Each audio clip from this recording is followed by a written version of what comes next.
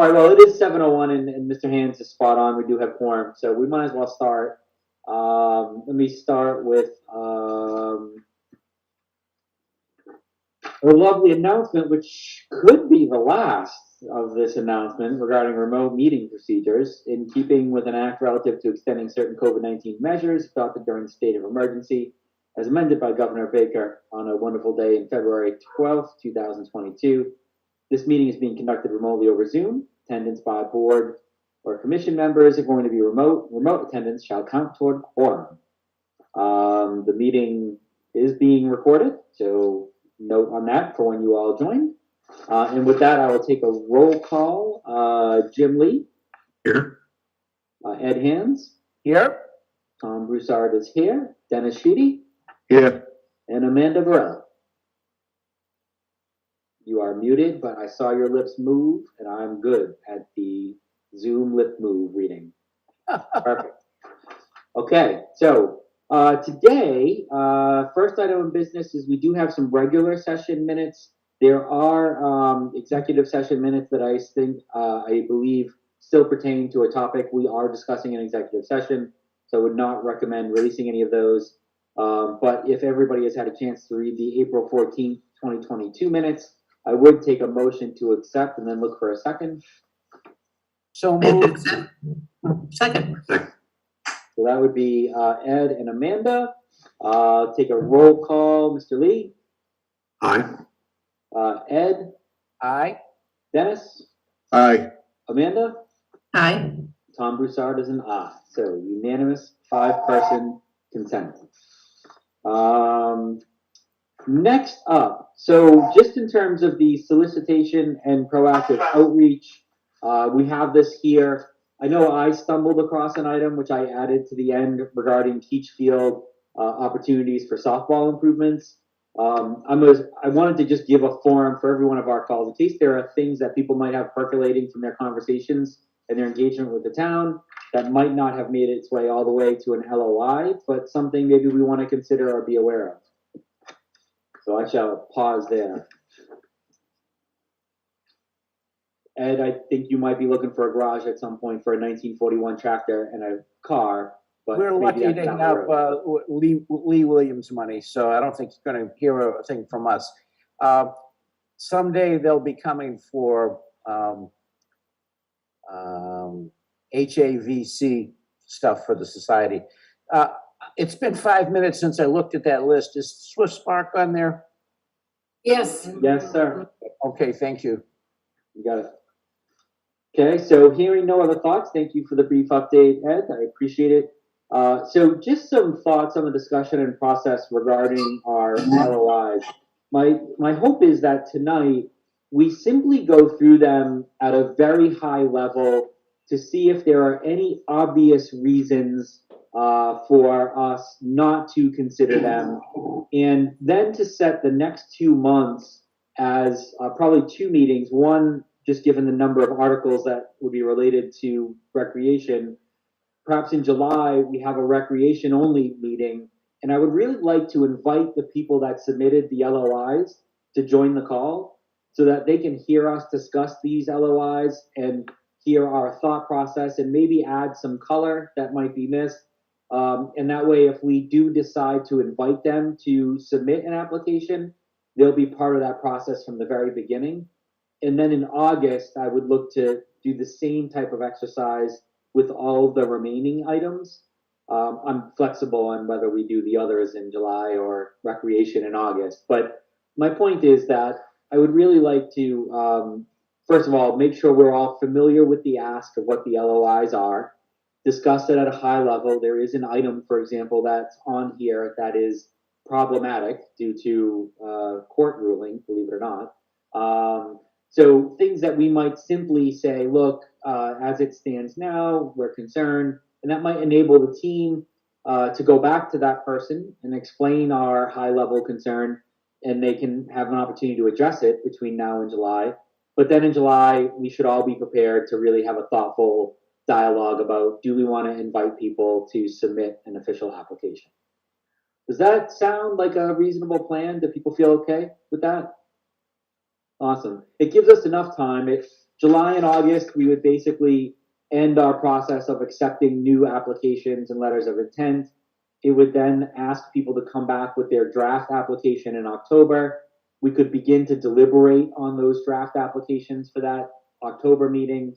Same thing in November, it would be final drafts so that people would be able to participate at 3 meetings if they wanted to, so chose. And we would have 3 points of contact on the topic, and we would be able to have December and January as needed to continue deliberation with a hard stop target for January, hopefully. And then, that leaves our February meeting to make sure we can make any final recommendations for warrant articles, any course corrections. But hopefully that sets up the next series of meetings for what we're trying to accomplish. Seeing nobody falling on the sword or raising a hand in strong objection or a voice, that sounds like a great idea. So with that, we do have a series of letters of intent. I will hold the recreation, trying to respect so that we can have Meredith join. We may not make it that long in tonight's meeting, but we can certainly start. So I guess on the first one, I do just want to point out on the Militia Park lights, just so everybody has that. I'm not sure if everybody is aware, but back in 1993, wonderful third day of March, there actually was an agreement between the Easton Youth Baseball League and the town of Easton Zoning Board, whereby they will withdraw their application for permitted use of lights for nighttime baseball by agreement. And in return, they were the abutters authorized a snack bar, office equipment facility, and equipment facility to be lodged. An all-star invitational tournament could be hosted, and the public address system would only be used by the league on the annual parade day and on the single major league division tryout day. So that is available for everybody. I can share that signed document. And then furthermore, later on the wonderful date of the 25th of March, 1995, there actually was a Superior Court agreement between the plaintiffs, which would be the abutters, and the Easton Youth Baseball League, basically also saying that no game would start after 8 p.m. So, and there are some other details regarding when games could take place on Sundays, no games on Sundays, except for a regular parade day, 2 Sundays in the month of July for a tournament. So there seem to be a couple of things that would prohibit the application of installing lights at Militia Park from moving forward. So I just want to give you all that update. The town was kind and sent a letter to Mr. Crossman, who submitted a letter of intent. But what I will probably ask is that if I myself doesn't do it, it would probably be the Recreation Committee. We will reach out to Mr. Crossman just to get his thoughts on the matter in case there's been any fact pattern change that might take precedent over those 2 aforementioned documents. All right, so with that, and since we can completely skip around, what about the Swift Park design plan? We can start with that and just move around. Ed, do you want to talk a little bit about that? I don't mind also reading from the letter of intent as well. Yeah, let's read from the letter of intent. That would be good. Perfect. Swift Park's approximately a quarter-acre triangular piece of town-owned land located on the west side of Quanticut Avenue at the point it intersects with Foundry Street. Dating back to the first quarter of the 20th century, memorializing Private Lawrence A. Swift, quite likely for his service to the country in response to the 1918 flu pandemic. The site contains a modest circa 1974 marker, but is otherwise not developed for public use or interpreted as a historic site. At their December 6, 2021 meeting, the Select Board voted to appoint a steering committee charged with seeking input from the community to direct the process for building support for designing, advancing, and monitoring development of Swiss Park into a memorial park honoring first responders and victims of the 1918 influenza pandemic and the COVID-19 pandemic. The 11-member steering committee, with presentation from relevant staff, boards, and commissions, fire, police departments, and the larger community, was appointed in subsequent weeks. Specifically, the steering committee is applying for CDA funds to design the rededicated park to create bid-ready plans, specifications, and cost estimates to support future fundraising, likely including CPA capital funds. A redeveloped and rededicated Swiss Park, designed to enable DPW maintenance, will serve as an anchor and a valuable public amenity in Furnace Village as new zoning and new roadway, bike, and pedestrian improvements help revitalize the historic neighborhood. The committee hopes the redevelopment will coincide with Easton's 300th anniversary celebrations in 2025. The current ask for those items, again, this is not the capital portion, it's for more that I would call it the planning phase, is $60,000 from the CPA. The estimated project cost is $60,000, and currently there are no projected matching funds or sources for this particular phase. The application was submitted, let's see, CPA category, project lead is Stephanie. There you go, sorry, who's indented. So I think we all know this one. I think we all have talked about this in the past. We actually appointed somebody from our committee to serve on it. So, you know, I guess, again, at a high level, I don't see any reason not to proceed with this as an application and to consider it as a letter of intent that we would look to discuss at our next meeting. But I just want to make sure everybody else feels the same way too. I could update a little bit from what Stephanie so aptly put in her letter. And we had a meeting, and we've appointed a subcommittee to review the ideas of the 11-person committee, and I'm the chair of that. So my goal is to take those ideas, put them into 3 more finished proposals. What we're trying to do with the site is honor the Lawrence Swift and the first responders from the COVID, as well as the victims. Number 2, provide some historic recognition of the importance of Furnace Village. And then number 3, provide some amenities for walkers, bikers, and pets in the area. So those are the 3 big areas. If you look at, if you have an 11-person committee, you're going to get a lot of ideas. So, you know, we're going to come up with a superhuman proposal, a really scaled down proposal, and then the one that's just right in the middle, hopefully. And that will be coming in the next few weeks. And then we can proceed to talk about the design phase. We will be having matching funds. We're talking about, you know, selling benches and memorial bricks and things like that to do fundraising. And both John and I would really like to have as much of this funded by the public rather than the CPA. So we'll see what we can come up with for you. Awesome. Thanks, Ed. Team, does anybody have any questions? Otherwise, I would recommend that this would be an item we would want to discuss at our next meeting and get the full committee's vote to recommend that they submit an official application and go to the next phase of the process. Hearing none. Perfect. Affordable Housing Trust. Wayne, if I'm not mistaken, and I'll just say it simply to save some time, I believe this is our traditional allocation, satisfying the 10% requirement that we are required to.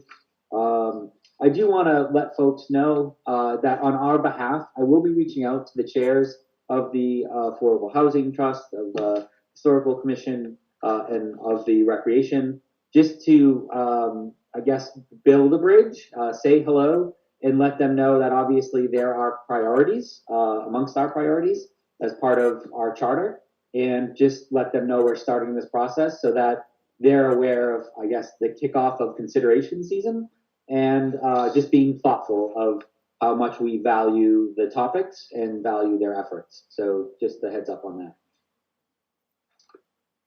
All right, so hearing none, I think it makes sense that the affordable housing would be an item that we would want to see move forward when we get to that, which is excellent. The Ames Free Library. So I don't mind, again, kicking that one off. Hopefully everybody's had a chance to read the letters of intent that Wayne shared. I should have asked that everybody get them, but if not, I don't mind being your reader for tonight. But in short, the library has approached us with a letter of intent submitted by Ian Dunbar, the executive director. The amount of funding that's being asked for is $85,000 of a $250,000 estimated project cost. So they are looking to materially subsidize the cost as well. In terms of what they're looking to do, in short, the project is the restoration of the area at the Queesick Garden at Ames Free Library, known as the West End. The goal is to create a performance center event space. Plans are for a stage at the west wall, seating for the audience on benches, and to ensure the safe and long-term use of the stage. The potting shed that adjoins the area described above will be restored. And that's all in phase one. And so this is their phase one request. In phase two, at a later date, just for edification, they are looking, there's an old garage on the east side that will be repaired, used as the site of a statuary garden to broaden the use of that area and showcase regional sculptors as part of the cultural district. Phase three would include restoring the adjoining Moongate Pond, which is now overgrown with invasive vegetation and poses a threat to public safety from mosquitoes carrying Triple E and other viruses. They do go on to speak to the community need and benefit. It was very well spoken. Over the last 10 years, the library has held regular story times, special summer reading programs, sponsored musical, theatrical performances on the stage in the north end of the Queesick Garden. They've been well attended and received by the members of the community. The project builds on that and offers a space nearby that serves a similar purpose, but on a smaller scale. A lone musician performing on the garden stage is dwarfed by the pergola and separated from the audience by a trench of grassed lawn. Youth services staff don't use the stage for story times for the same reason, preferring to sit in the grass next to the stage. A smaller stage at the west end with the west wall acting as an amphitheater allows for a more intimate experience for performances, readings, and talks. The west wall and adjoining shed are currently in disrepair, require restorative work to ensure the safety of residents enjoying the west end of Queesick Garden. Queesick Garden is freely enjoyed by residents of Easton and neighboring communities on a daily basis. Families picnic there. Space is heavily used for photography sessions. And there are other good added items, but I think everybody gets the gist. Does anybody want to speak a little bit about the area? I know, Ed, you've spoken how much the current area has been restored to its grandeur from your memories of the past when it was overgrown. But does anybody have any questions or thoughts? No. If you don't mind, Go ahead. Mr. Chair, that I remember when this project first came to us and it wasn't overgrown, we went and looked at it and it was, you couldn't see anything in there, and how it's evolved and turned out, and with the paving now, there was always issues with all the, you go for pitches and the gravel, it was dusty and everybody, you're taking brides there and the dust is everywhere. So it's been a steady progression to enhance it and just keep building on it. And I would see no reason to stop. Just keep on going. It's a beautiful area that is so appreciated by the town. Well said. I just had a group of fourth graders in there on a week when fourth graders were on everybody's mind. And they really enjoyed the West End area because to them it's a very interesting ruin, and I think restoring it and highlighting its ins and outs would be a great thing. I'm concerned a little bit about the redundancy of a second stage, and I think we just need to look at that and make sure that we're not making the original stage obsolete by putting in something new. I also think we need to look at this project in the context of what may be happening at the hall with the parking coming in as well. So, Fair point. Yeah. And if I could comment on the second stage, I mean, you also have an application before you for the Governor Ames estate and work they want to do there. And they have been talking about a pavilion, so there's another venue for musical type performances and things like that, so. Yeah, I had the same reaction as Ed about a second stage. Excellent. I think that would be an item then that we'd want to make sure when we have our discussion on the letter of intent, we can ask, again, hopefully Ian can join us, and that's his first opportunity to help educate us as to the benefits of it and the reasoning behind it. So excellent points. Next up, Governor Ames Estate carriage house. So we have received a letter of intent. The letter of intent comes to us from the trustees. I won't necessarily go into all of it, but I will try to pick the highlights out. The total estimated cost is projected to be $753,000. The current CPA funds being requested are $276,000, and they have already secured $466,000 of funding, with $11,000 to be raised. So, John Judge, the president and CEO, submitted the application narrative, which is attached. Let me see if I can pick out the highlights, but in short, they're looking to improve the visitor experience by creating a flexible gathering space that can be used for programming, events, and celebrations, renovating the carriage house, upgrading the mechanical systems, and adding accessible bathrooms, and making landscape improvements that preserve the character of the estate. Importantly, this actually deals with the tearing down of the house that's currently there. They have reached the conclusion that the cost to renovate it is too high for the value that they would perceive in receiving back for that. So when I spoke to electric, HVAC, plumbing, accessible bathrooms, that would actually be at the carriage house, not just making sure everybody knows, not at the mansion itself. So at the mansion, they were looking to put up, I guess I'd call it, they call it a tent, I think, which is I guess more indicative of it's designed to be an open air pavilion with, I'm sure it's a very strong, not like our backyard tents that we pitch, material, so that it really is much more inviting and, brings amenities to that area that could be well used and restores the carriage house as well. With that, I'll pause. I'm sure other people might have other color about this as well, and see if anybody has any feedback. I attended a gathering there when they introduced the plan back in the spring, and it really is a tent, and they plan to have the tent up for 3 seasons. Nice. It's I don't know if you call it high-tech tent, but it's a luxury tent. The tent poles are going to be mahogany, and it looked like it would be really very beautiful. Nice. For the record, I just want to point out that the world famous Rory Caulfels has joined and is officially enabled to vote. Welcome, Rory. Thank you. I apologize for being tardy. Not at all. These things happen. Team had it covered. We had quorum, which was great. Ed, thanks for that color. It sounds like you were receptive to the what they were trying to accomplish there.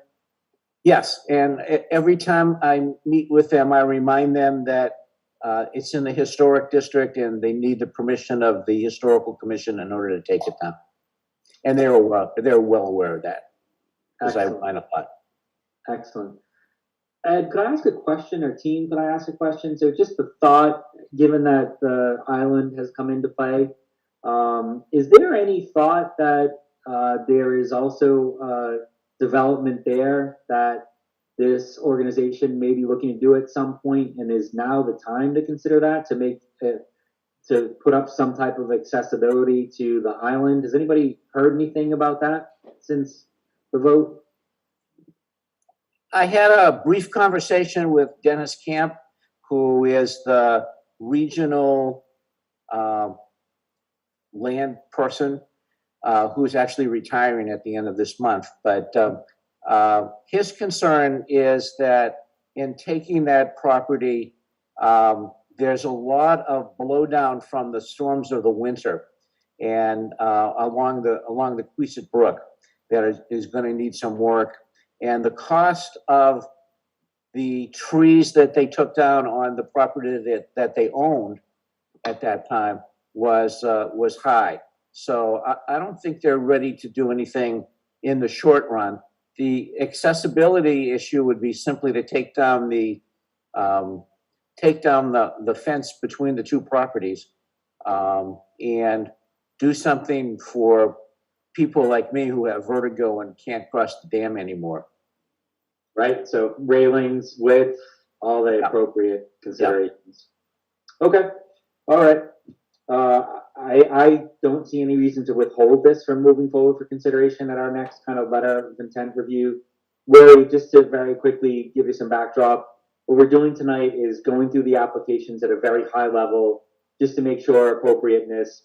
And then what we'll do in the next meeting in July, we'll have, for example, all of the rec item letters discussed as a team, debated as to whether or not we want to recommend that the applicant provide an official submission of an application.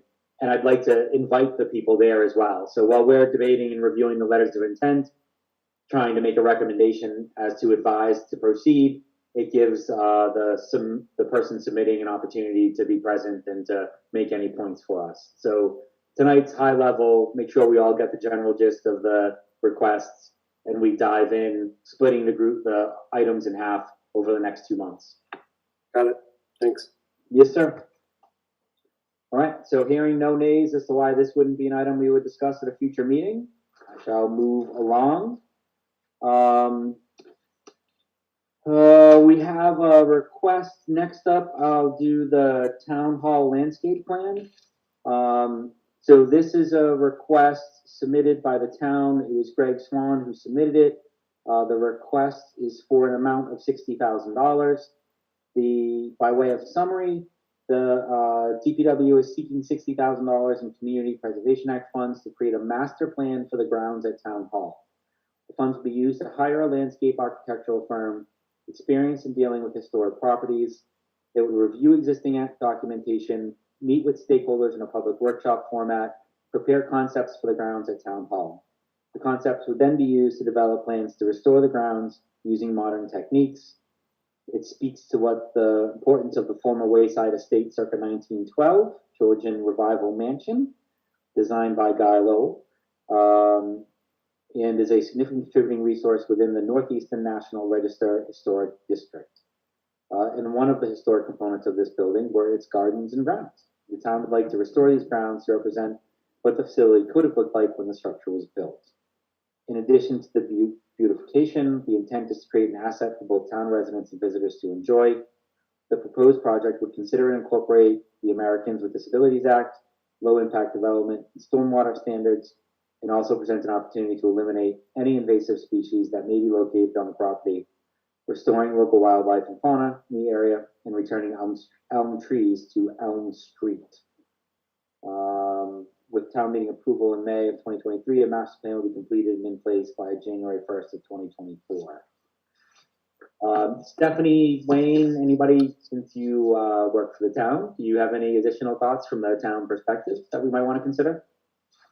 I think that was well written and pretty much covers it, but I think if anyone's been to town hall, I mean, you all have, and you can see the amount of work that's going in to restore the building, and the landscaping around the building leaves a lot to be desired at this point in time. It would be a significant improvement. Also, there are, the large pine trees, all of those that have just grown up over the years. They weren't part of any kind of planting scheme. And the trees in particular pose a hazard, so that would help there. There was talk many years ago about restoring I believe it's Mary Frothingham's rose garden. And when the applicant talks about restoring what it might be, I know that it would be in a way that would be able to be maintained without a crew of landscape personnel to maintain it. I was part of that project, which was very dear to David Colton's heart, and we looked at it for quite a while. One of the problems is that a big chunk of the garden is now the entrance to Spring Hill. So we would never be able to restore anything close to what's there. And rose bushes are a pain in the neck to Require quite a bit of care. Yeah. On the other end, however, on the east end, there was a beautiful garden where we have pictures that were planted with bulbs, daffodils, et cetera, et cetera. And the remains of that are also there, and that might be a nice place to start. The other thing is that's a large chunk of space with a parking lot, and how many bandstands or stages do we need? But it might be a usable place. Stephanie, would the intent be on this that if we do the planning, would town then be coming back for the funds to actually do the project? It possibly. Potentially. I mean, I think there's a high likelihood of that. I think they would try to do as much of the work, the physical work, as they could themselves. Sure. But certainly with the planting and plant materials, that might be reasonable to anticipate. And that's certainly something that if the committee agrees to move this forward to full application and you have Greg Swan come in, he can talk to that and answer that question. Mm-hmm. I think that makes sense. Amanda? My question was going to be about the rose garden because it's also very near and dear to my mother-in-law. And the words, what it could have looked like, I'm like, well, we kind of know what it looked like, I'm sure. Yeah, absolutely. Well, I think that's a kind of turn of phrase, and really, again, because what was there in the rose gardens really required substantial maintenance, ongoing maintenance, and staff I'm to pretty keep sure it was so her father who did it. Or yes, I think I recall that. Yes. But I think it would, obviously, I understand that we don't have crews of people taking care of rose gardens anywhere, but I think it would be good to have some element of that incorporated into it because it's important to a lot of people, not just the one We've also expended CPA funds to preserve the balustrade, which is the last piece of the garden that's available there. So we're already involved in the project. So I think this is a great idea to carry forward. I'm not sure $60,000 for design. That seems to be a number that's coming up a lot today, $60,000. It does, doesn't it? The other thing that I thought of as I was reading through this, and a little bit to your point, Amanda, I don't know what role, if any, either consultative or maybe nothing, but I know that we have an Easton Garden Club in town. And so as we're talking about maintenance and important features, and maybe there's just some role to let them know that a potential project, should this go forward, might interest them. Maybe there's a role for them to play in it. I don't know, but I know that the Easton Garden Club has thoughtfully provided many plants in the Broussard household along the way. So maybe that's just an idea. Do they not maintain the entrance also? Yes, they do. Right. So one of the things about the garden club, knowing a tiny bit about it, is that they have an aging membership and a decreasing membership. So I think they number under 50 now, and there's a lot of more experienced gardeners than there used to be. So I think they're probably good at providing some input on appropriate horticulture to use, but the physical is a bit like even the entrance to the town hall is probably about as big as you could expect them to sort of handle. So I agree. The Historical Society also has a good collection of materials on the landscaping of there, including the original site map of the property. There were extensive gardens in areas that now have houses on them as well. Perfect.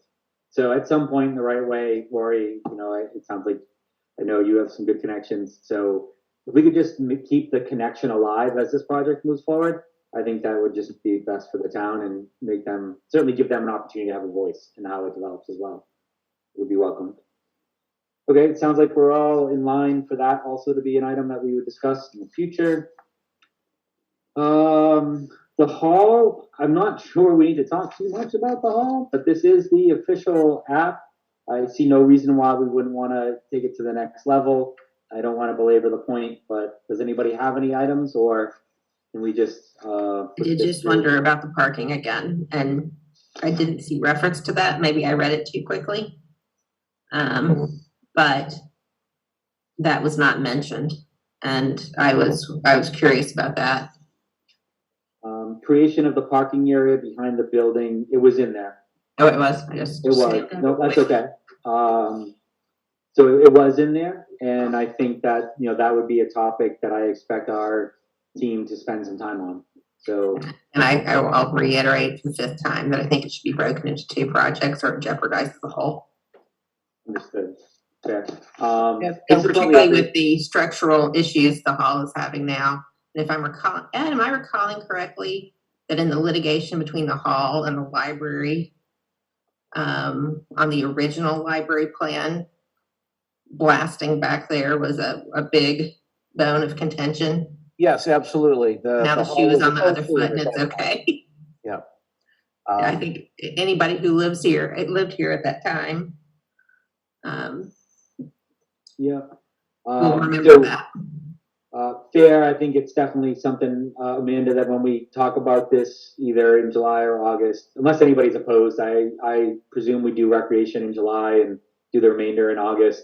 And in August, when we have the right folks, hopefully the whole team present and the right folks join us representing the project, I think that's an absolutely fair discussion point. So that way we can have it as a group. And some of us, not me, but I think Amanda has legal qualms about expending CPA funds on parking lots. So we need to consider that again. Yep. I have some concerns too about how the money is spent within the hall. I think we have a long-standing position of protecting the envelope of historic properties and not focusing on internal aspects of style or facilitating fundraising or commercial aspects. I understand that the elevator is going to impinge on the kitchen, so the moving of the kitchen makes some sense.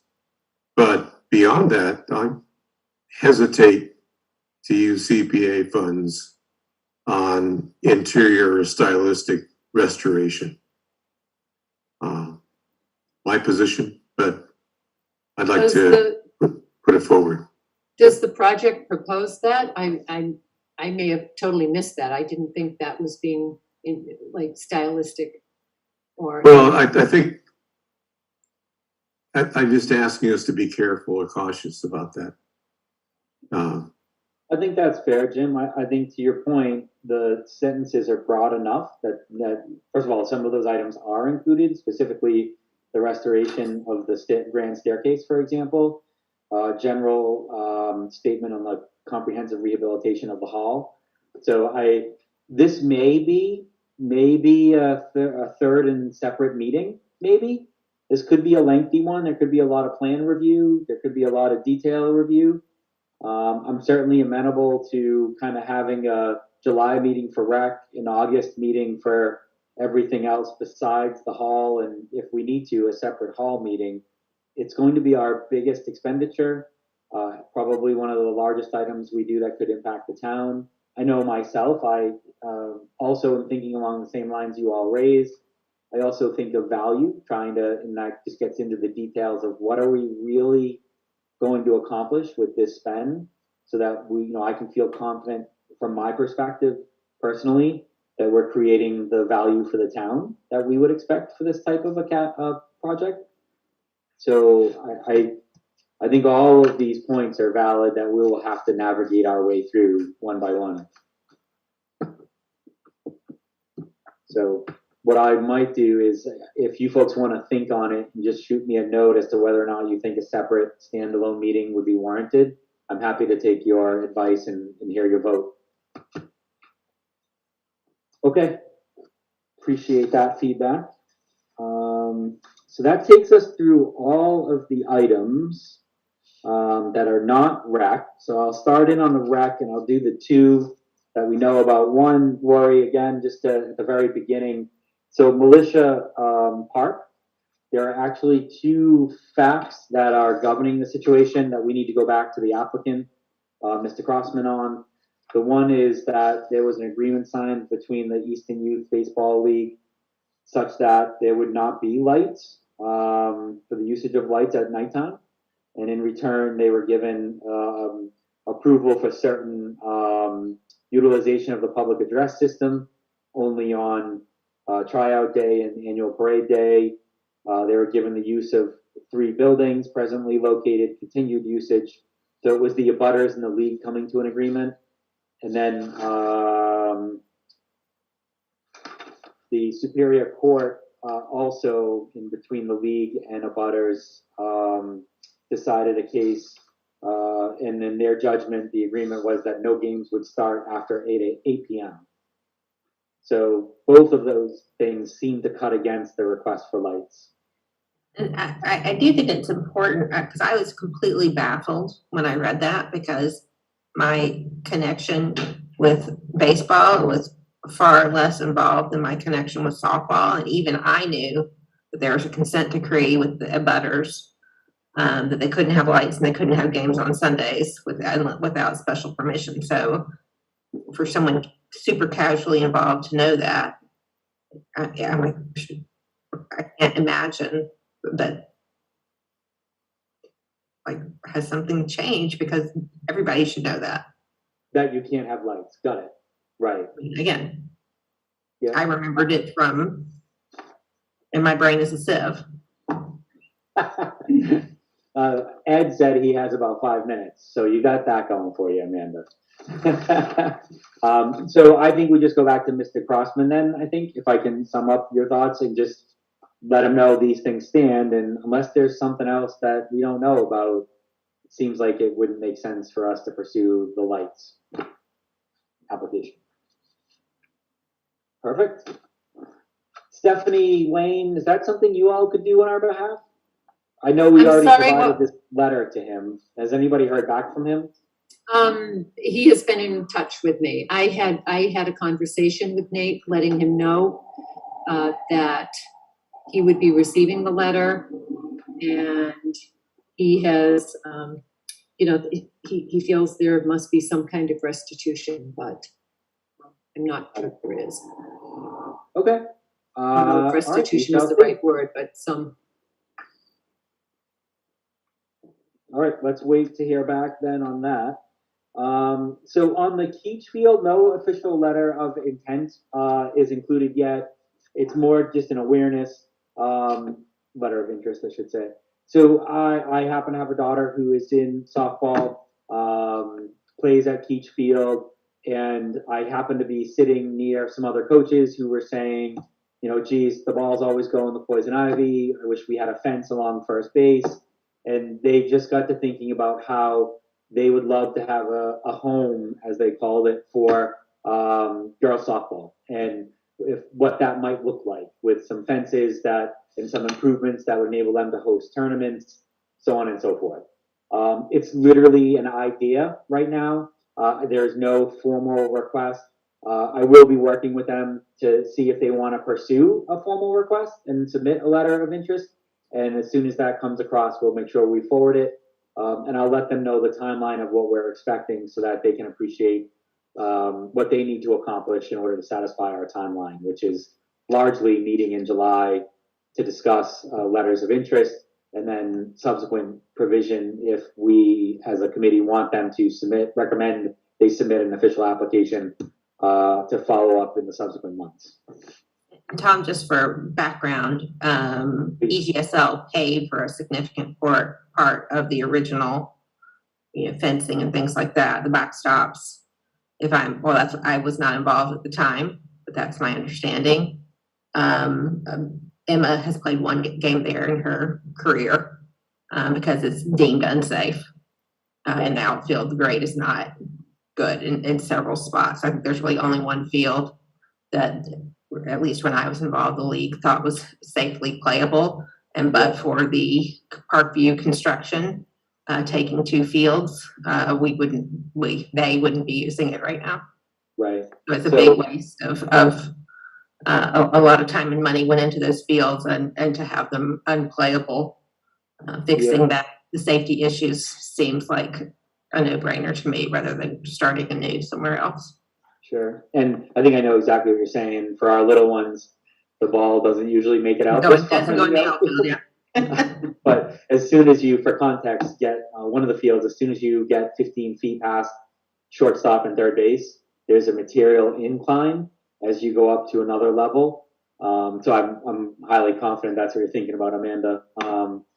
The infield, thankfully, is well taken care of for how far we normally hit it at this level. But long story short, I think you hit the nail on the head. The league this year seemed to have experienced an incredible growth in the number of participants. I know, for example, my daughter is 10 years old, and for the first time ever, we had 5 teams in the league. We normally, you can tell by Amanda's perspective, my understanding is before it was like 2 or 3. So just credit to them. They've done a great job. So I guess, Amanda, what I might do is, if it's okay, I'll probably reach out to you in addition, probably to Meredith, for the recreation angle, just because I know your involvement, and get your thoughts as we progress to help them give us a letter of interest. That makes sense. So Tom, I think having those conversations, one of the questions I have, because that was designed to be a multi-purpose field. You have the kind of the center that's the soccer field, and certainly I think the portions of the softball fields extend into that, so you wouldn't be playing games at the same time. Do we know, is the soccer field used? Would this project include looking at the soccer field? Are you talking about converting it over completely to softball? And, is that going to cause any problems with soccer? I don't think there's a softball field in town that is not also a soccer field. Any fencing, outfield fencing, is all removable for that reason. Mm-hmm. Okay, so it wouldn't impact. Varsity field has a removable fence so that it can be used for soccer. Yeah. So. You hit the nail on the head, Amanda. I won't speak for the applicant. That's for them to flesh out. I will tell you, I was thoughtful in making sure they were considerate to the other usages. We know that lacrosse uses it. I haven't really seen, young soccer I've seen there. So I've seen some lacrosse, some youth soccer, and in my informal discussions, the potential applicant absolutely understood the importance of working with other organizations. And to Amanda's point, there was no intention of removing capability, and instead it was about making sure that the fields could actually, I think Amanda hit the nail on the head probably more succinctly and more authoritatively than I could. The fields just have a certain level of playability, and right now that's about 10 years old. And so they were lamenting how you can't host tournaments, you can't really use it for much more softball than that age bracket, for the points Amanda made. So, but it sounds like there's no red flag. Oh, Ed, you raising your hand? I have a red flag. Go for it.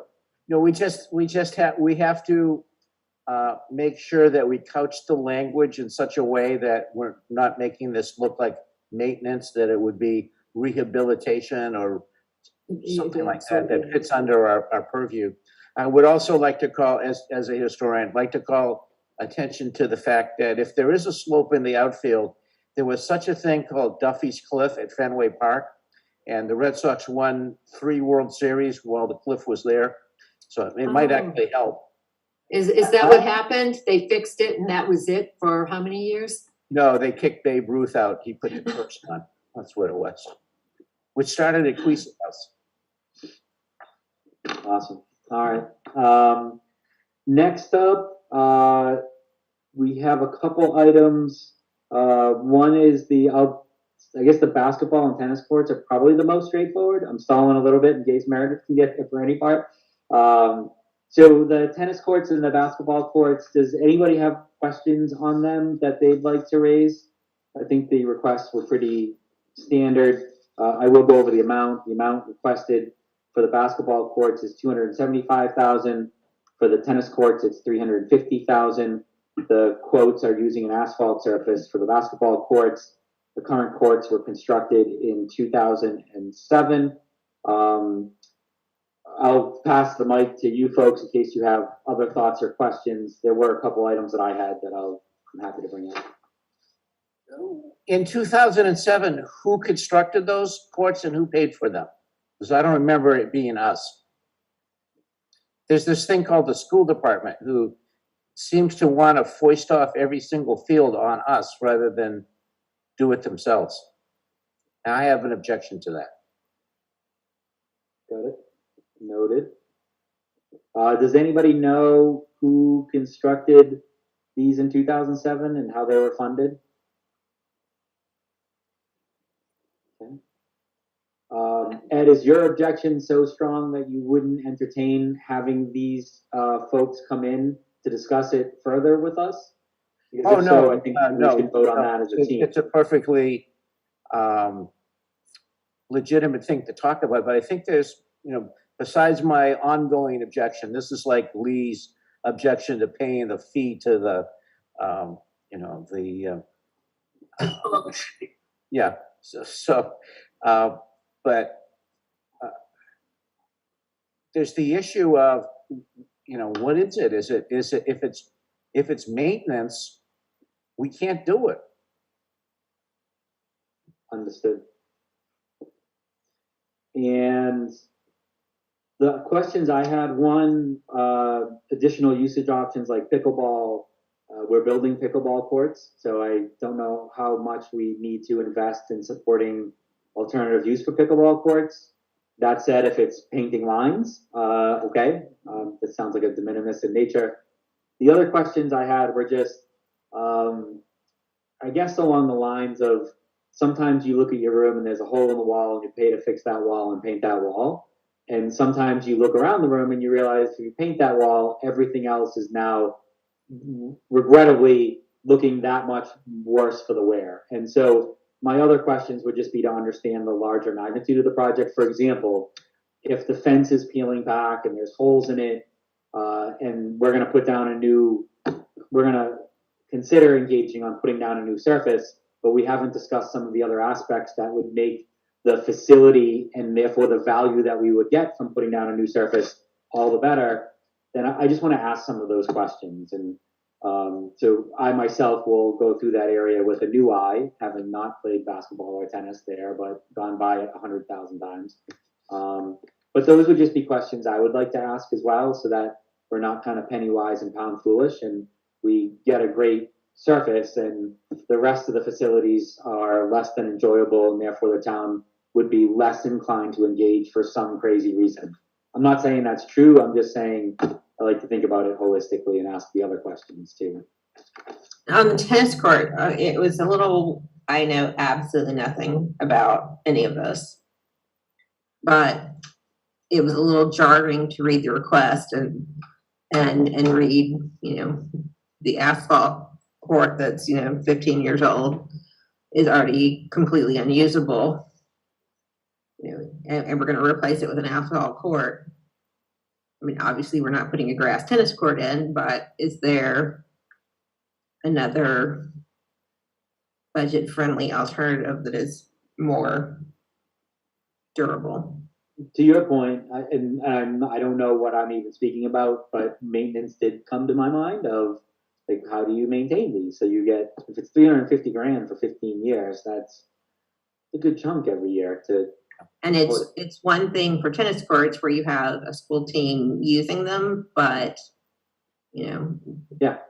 and they're using them for PE outdoors, basketball, obviously, but that's not the primary spot for a. Good point. Rory? So, I mean, I think just to follow up a little bit on, and it's just really a question, it's an education point for me, but, in reading the applications, it seems to me that most of the use here is school use, and it sort of follows through on, Ed's comment about is this a school department request or a community request?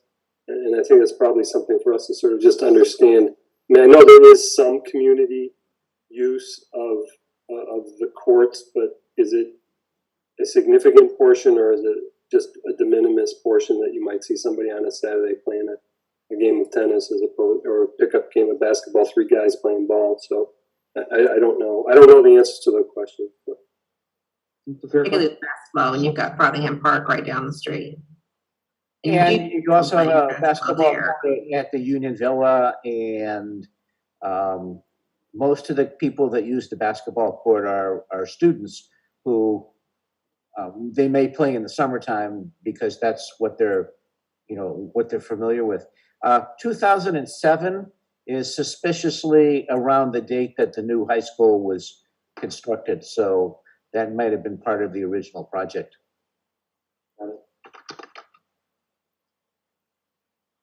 Okay, so it feels like we have a lot of questions on these. Well, wait, go for it.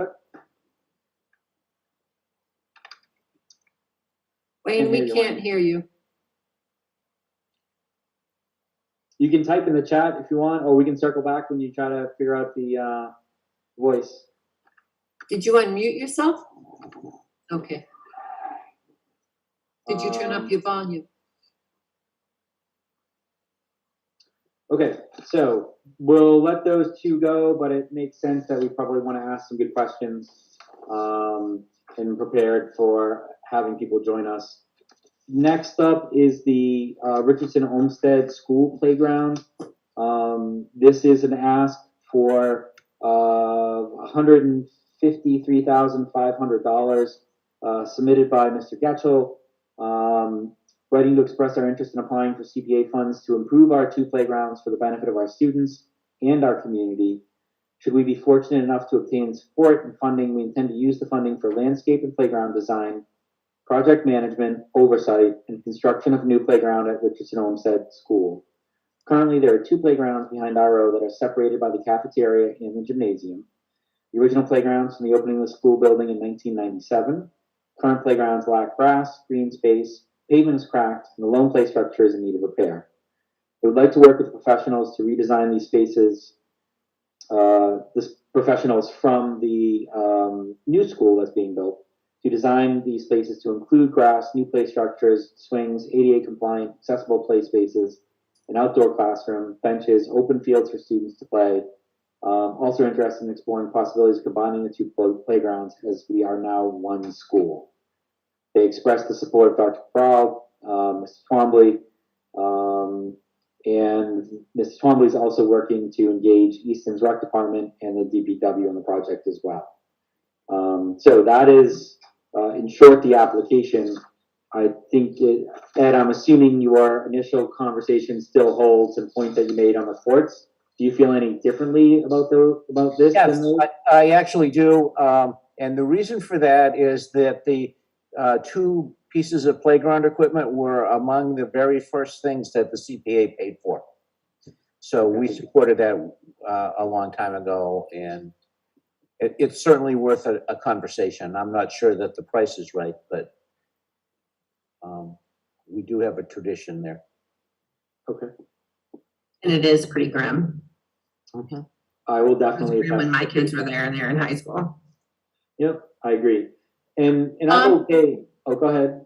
No. Go ahead. I'm sorry. And I think one of the things my takeaway is that I'll definitely think about is understanding our thought process as a committee as to supporting school items, and so that we can develop some consistency of expectation for the community and for the schools and for the town as well. At the same point, we absolutely reserve the right to look at each and every application independently. But, you know, just I know I myself will walk away to try to be thoughtful about balancing how we're managing and setting expectations by the precedent of what we do and don't support. And maybe it's just asking the applicants to better support some of our concerns. Like Rory, for example, I would absolutely not be amazed, given the robust support for pickleball, if there's a tennis club out there that uses the courts. And to Amanda's point, the school teams use that, so you're increasing the level of utility. So maybe it's just us getting smarter and asking questions as we go through the process on each application. But it's kind of the same thing with requests we get from the town on town hall. I'm kind of team Ed on, I have a knee-jerk bias, probably isn't the right word, but maybe it is, on paying for things for an organization that has the ability to raise funds through taxation. That being said, I'm realistic about our ability to actually pay for any of the things we needed out of the town budget. So I understand why people are looking at CPA as a giant piggy bank for stuff that would be really awesome to have, but wouldn't make the top of the priority list. But I think the RO playground, particularly where it's 25 years in, is different from something that we funded in the first place. It's had a good and useful life. I think also, just given the sheer number of letters of interest we have right now, and one of them being in the $8 to $10 million range, that maybe pushing if the tennis courts and basketball courts have 1 to 2 years left, which was in the applicant letter, maybe saying perhaps next year would be, we won't feel quite so broke. Okay. So if I could, at this point, what Wayne was trying to say, and he couldn't, relates to what Amanda just said. And that is that the applications for those 2 courts really is pretty light in description of what they need. So that's probably a project that would be, if it's to be funded, would be funded for developing the construction bid documents and the design work. So so for the courts, that's just the design work? No, it isn't. Oh. Well, we don't know. Oh, I got it. Sorry, now I understand. We Sorry. don't know, because again, they're not very specific, but if it isn't, that probably, again. Do we have a new athletic director yet? Because Bill is retired. That's the question. Yeah, we are going to be dealing with a new athletic director, and I believe that this proposal was put off to this year from last year. So your 2 years of time, maybe only 1 year. Fair. So Yeah. I think it sounds. The other issue that's come up multiple times with the school department and their fields is they do a rather spotty job of maintaining them, and this may be an issue here. Fair. So it sounds like we have a lot of questions, but we're not saying no now. Okay. That's all I had. Update on in-person board meetings. So Stephanie, is there any chance that since our update that we received from Connor on May 2nd, that there has been some guidance on hybrid meeting capabilities? No, I have not heard of any update on hybrid meetings. What I can tell you, I think several people may know this, there is legislation in the House, in the state Senate, to allow remote meetings to continue through the end of 2023. I was on an MMA policy committee meeting today, and they talked a little bit about that. I think there's a lot of support for it. The question is whether, if the budget goes to July, then that will be put off for a while. But the deadline, the current deadline for remote meetings is July 15th. And again, there was a bit of cynical, when will we know if they're extending that or not? And it will be, people said the day of. The last time it was like 2 days or a week later. Yeah, I actually, in my meeting on Monday, said we'll know on the 16th that we just passed the 15th. Yeah. I'm one of those cynics, I believe, so. Yeah. Yeah. Okay, so I'm assuming we all love the ability to dial in remotely, easier fits into our schedule. I miss you all immensely and look forward to the day we're together in the same room. But I think if I speak for all of us, that we prefer remote meetings. Is that fair? No. No, I do. Ed does not. I do. I do. For what it's worth, I'm staff, it doesn't matter. I've talked way too much tonight, and I want to get done with this. But I think there's a difference between the meetings we have, like tonight, which is fantastic. Great, we met. It's been very productive. But I think the meetings where we're bringing in the proponents, it gets a little more complicated. Some of them are not as comfortable with Zoom.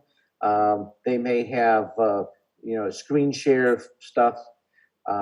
So you might just want to think about the idea of hybrid meetings at some point. But I'm not objecting to doing this, because I agree that, I could have a nice glass of scotch sitting right here and we'd be And fine. no one would be the wiser. Right. So is the general sentiment that we like a hybrid or remote type option? I do. Rory? I prefer remote only over convenience over anything else. So Yeah. Okay. Well, our next meeting will be remote. Hopefully by then we have guidance. If we don't have guidance, then the meeting after that will be in person and the decision will be made for us. So I guess that's just an update on where we stand, and just give it some thought if you want. I think, Ed, you bring up a very valuable point.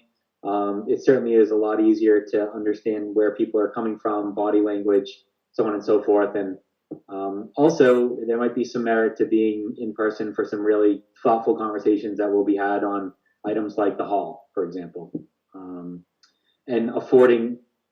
being able to have a lot of people in a space, even though that sounds kind of wonky and scary in COVID, then maybe there's merit to being able to do that if a lot of people want to speak about how they feel in the hall, for example. I would want to have another venue for those meetings if we do have them in person. I would think so. Yeah, I think because I am high risk and not yet quite old enough to be double boosted. So I'm still being careful. Yep, agreed. I think a lot of people are, and if not you, being thoughtful for somebody else too, I'm sure. I just noticed that there was, got it, Wayne used the chat like I asked him to. Sorry, just reading that. I thought you were about to say you just noticed Meredith was waiting to get in and you're going to be in trouble. Oh, no, that's not me, but somebody else might be scratching their head now. So that's all I had. So Greg is not present, certainly Meredith isn't, but Greg would be giving us an update regarding any executive session development. So I just move on that. There's nothing critically time sensitive.